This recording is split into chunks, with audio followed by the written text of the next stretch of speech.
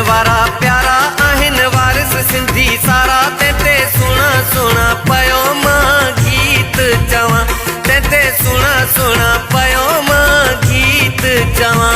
हुजन मारू माला माल रहन झांगी अड़ा खुशहाल, खिलन चेहरा सारो साल जंहिंजो मिले न मिसाल। तेते सुना सुना पयो मां गीत चवां, सिंधी टोपी आहे शान जंहिंजो मुल्कन में आहे